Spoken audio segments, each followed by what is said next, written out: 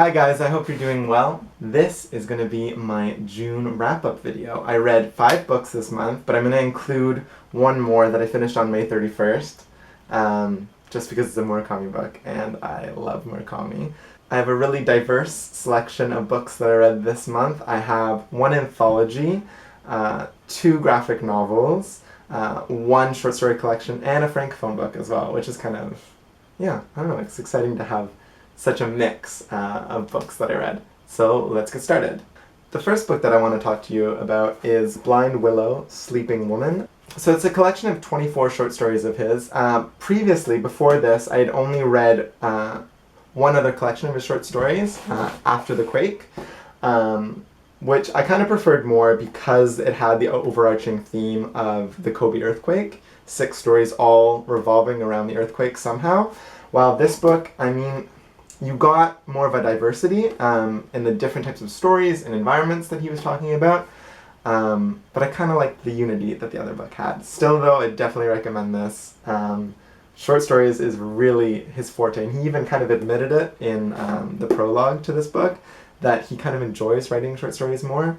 And a lot of people kind of complain about how drawn out his novels are, and I understand because he really wants to develop the plot and the characters fully in this kind of slow, creeping way that he always does. But yeah, I don't know. Writing a short story, you have such a limited amount of space. Every word and every sentence really counts, so I feel like these are quite polished. The next book that I want to talk to you guys about is my French book of the month. This is Le Sabotage Amoureux by Amélie Nothomb. And I really enjoyed it. I've only read one of hers before, this one, Métaphysique des Tubes. I think it's called The Character of Rain in English, and this one's called The Loving Sabotage in English. I know Jen Campbell's really into Amélie Nothomb, and she's the only person I've really heard talking about her on BookTube. But I feel like you kind of miss something by just reading it in English, no offense. But yeah, her wording is so beautiful and overwhelming and lyrical. I don't know, you need to read it in the French to really understand it, but I'm sure the English translation did it justice as well. So I'm going to read you the back of the book, because this is what really got me into reading this book. I'm going to just translate it now. Did you know that a communist country is a country where they have fans? That a bike is in reality a horse? You will learn this and many other things still in this novel that is unclassable, epic, crazy, fantastic, and tragic, which also tells us a story of an authentic love. A loving sabotage. Sabotage like the hooves of a horse, who himself is a bike. Yeah, that doesn't really tell you much about the story. It's about this girl. She's the daughter of 2 Belgian ambassadors, and they've moved to Hong Kong, to communist China in the 1970s. Previously, she had lived in Japan, so it was kind of a huge culture shock for her to come here. And I guess the way that she explains this world is through her imagination, which is crazy. She has the most mature thoughts. So yeah, I would really recommend this to a lot of people. Read it in English if you want, but if you're looking for a book to read in French, and you know French, you read French, it's a really good start. And the vocabulary is not too bad. You can kind of figure it out as you go along. So the next book that I read this month was The Penelopiad by Margaret Atwood, who's a Canadian author. She actually, in the first house that I lived in when I came to Canada, she lived on the same street as me, I think a few years before, but it was something we were immensely proud of. So yeah, this is a modern retelling of the myth of Penelope and her husband Odysseus, who later went on to fight in the Trojan War and then go through that whole huge journey on his way back home that we know as the Odyssey. So usually I really like modern retellings, and I did like this book. I didn't love it, because as a classics student I found it really hard to kind of accept this retelling. She really stuck to some of the sources well, which was nice, but for some reason it just didn't gel with me. I really liked, there's parts in the book where the 12 handmaidens of Penelope kind of form the chorus, and they have these short little poems, which are really nice and really funny. I really like Margaret Atwood's sense of humor in her books. So yeah, I definitely give this a try. Probably if you weren't a classics student, you'd be able to enjoy this story much more. We come to the next book of the month, which is XO Orpheus, 50 New Myths, edited by Kate Bernheimer.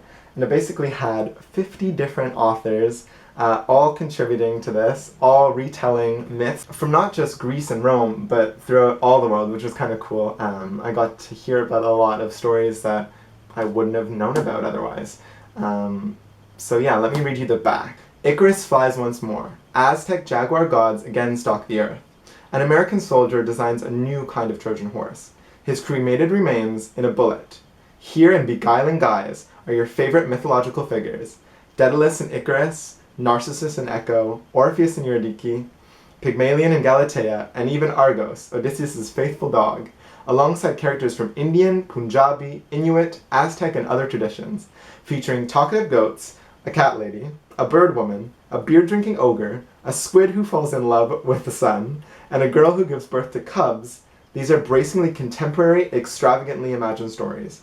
If XO signals a goodbye, then XO Orpheus is a goodbye to an old way of myth-making, a book that boldly harkens a new beginning for one of the world's oldest literary traditions.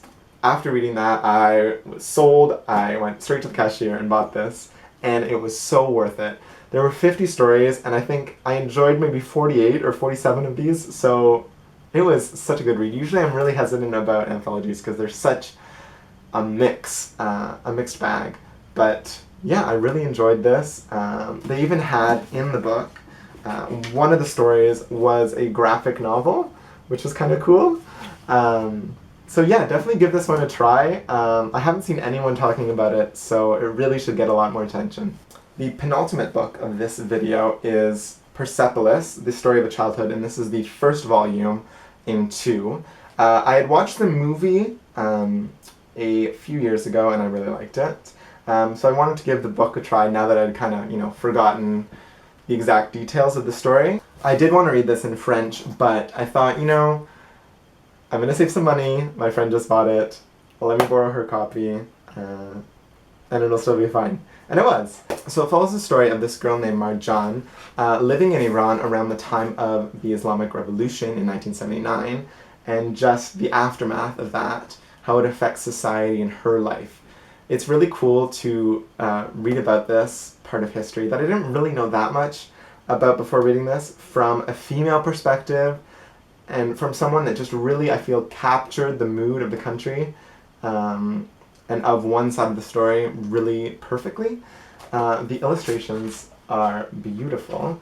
The storyline is so heartbreaking, so moving and so inspiring, that I think everyone really, if they want to read diversely, should give this a try. And the last book that I read this month is also a graphic novel like Persepolis. It's the Encyclopedia of Early Earth. Here, the illustrations are just amazing. Really quick read too as well. I think I read it in maybe 3 hours.